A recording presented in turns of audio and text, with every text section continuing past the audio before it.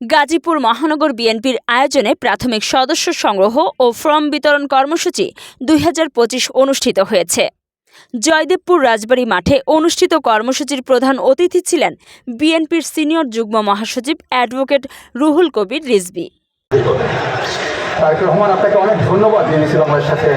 প্রধান অতিথির বক্তব্যে রিজভী বলেন, ৪৭ বছর ধরে ধানের শীষ বিএনপির প্রতীক, শাপলা না দিলে ধানের শীষ দেয়া যাবে না, এ ধরনের অযাচিত দাবি তুলে বিতর্ক সৃষ্টি করা হচ্ছে। এ ঘটনা চলমান থাকলে পরাজিত শক্তিরা সুযোগ পাবে। ধানের শীষ আপনার জন্মের আগে বিএনপির প্রতীক, সেই প্রতীক আপনারা কাউন্টার করছে। আপনাদের শাপলা না দিলে ধানের শীষ দেওয়া হবে না, এই ধরনের একটা অযাচিত বিতর্ক তৈরি করে কেন আপনারা একদিকে সময় নষ্ট, আরেকদিকে আমাদের প্রত্যেকেরই যে একটা ঐক্যবদ্ধ স্পিরিট গণতন্ত্রের, সেই স্পিরিটকে কেন আপনারা নষ্ট করছেন? আর এই সুযোগ নেবে পরাজিত শক্তি, এই সুযোগ নেবে সেই সমস্ত টাকা লুটেরারা, এই সুযোগ নেবে গণতন্ত্র হত্যাকারীরা। তিনি আরও বলেন, মাটিতে যেরকম সুড়ঙ্গ পথ তৈরি করা যায় সেভাবে অনেক সুড়ঙ্গ তৈরির চেষ্টা করা হচ্ছে, যাতে পালিয়ে যাওয়া শেখ হাসিনাকে দেশে ফিরিয়ে আনা যায়।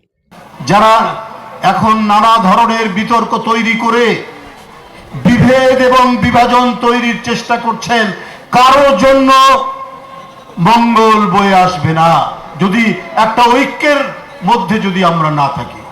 আলাপ আলোচনা হবে, বিতর্ক হবে, নানা ধরনের আলোচনা হতে পারে, কথাবার্তা হতে পারে, কিন্তু একটা ঐক্যও রাখতে হবে। আপনাদের বলে রাখি, অনেক সুড়ঙ্গ তৈরি করার চেষ্টা করছে। মাটি কেটে যেমন সুড়ঙ্গ তৈরি হয়, সেই সুড়ঙ্গ তৈরি করার চেষ্টা করছে যে চট করে যিনি পালিয়ে গেছেন পার্শ্ববর্তী দেশে, তাকে যাতে ফিরিয়ে নিয়ে আসা হয়।